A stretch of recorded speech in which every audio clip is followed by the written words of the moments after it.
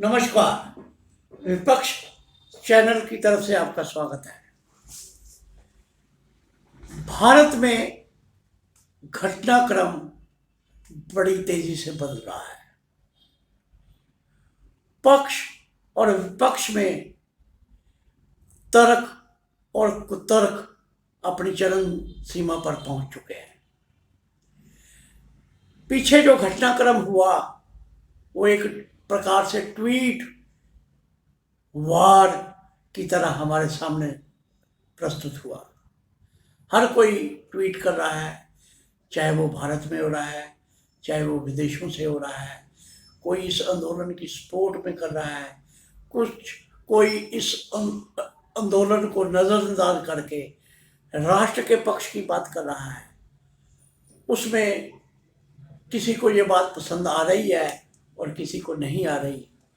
इस प्रकार का घटनाक्रम हमें चारों तरफ से देखने को मिल रहा है। भारत के पक्ष में या राष्ट्रहित के पक्ष में लता मंगेशकर और सचिन तेंदुलकर ने जो ट्वीट किया था, वो ट्वीट महाराष्ट्र सरकार और कांग्रेस को पसंद नहीं आया,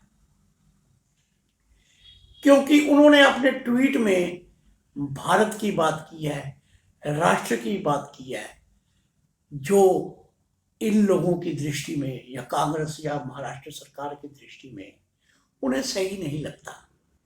उन्हें सही लगता है वो ट्वीट जो भारत की आलोचना करते हैं, जो भारत को सही तरीके से नहीं आंकते, जो भारत का अवलोकन निचले स्तर तक ले जाकर करते हैं। ऐसा उन्हें पसंद आता है। लता मंगेशकर एक ऐसा व्यक्तित्व है, एक ऐसी हस्ती है जिसके बारे में ज़्यादा जिक्र करने की शायद मेरी इतनी हैसियत नहीं है, क्योंकि उनकी इज्जत, उनका मान सम्मान देश के कण कण में किस प्रकार का है, इसको बताने की किसी को आवश्यकता नहीं है। लेकिन एक क्रिकेटर होने के नाते सचिन तेंदुलकर के बारे में मैं चर्चा अवश्य करूंगा। सचिन तेंदुलकर ने जो कहा है वो राष्ट्रहित को सामने रख के किया है।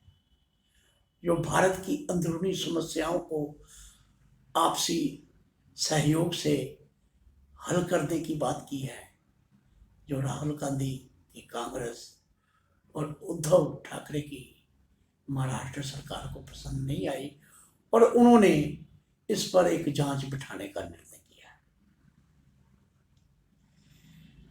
राजनीति के खेल या खेलों में राजनीति, ये शब्द तो हम बार बार सुनते ही हैं, लेकिन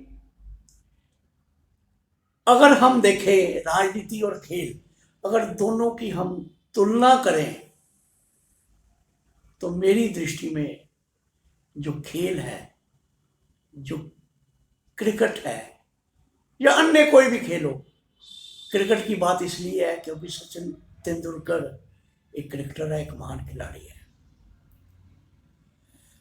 अगर ये प्रश्न हल करना हो कि एक राजनेता में से या एक क्रिकेटर में से, खिलाड़ी में से श्रेष्ठ कौन है, मेरी दृष्टि में एक खिलाड़ी राजनेता से बहुत ऊंचा मुकाम रखता है।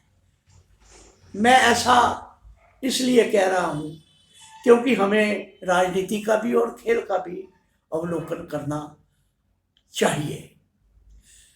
राजनीति में क्या होता है कि एक राजनेता जब पराजित होता है तो वो अपनी पराजय स्वीकार नहीं करता, वो जीतने वाले के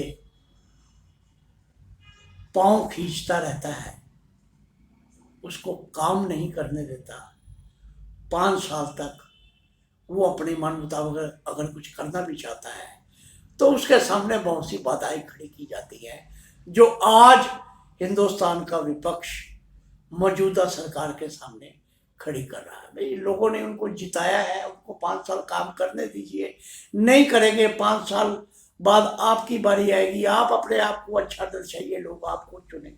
लेकिन ऐसा नहीं होता। अपनी श्रेष्ठता सिद्ध करने के लिए चुनी हुई सरकार के सामने किस प्रकार के कांटे होने चाहिए, ये लोग बोलते हैं। अब क्रिकेटर की बात करें, खिलाड़ियों की बात करें। खिलाड़ी जब पराजित होता है तो वो अपनी पराजय को स्वीकार करता है।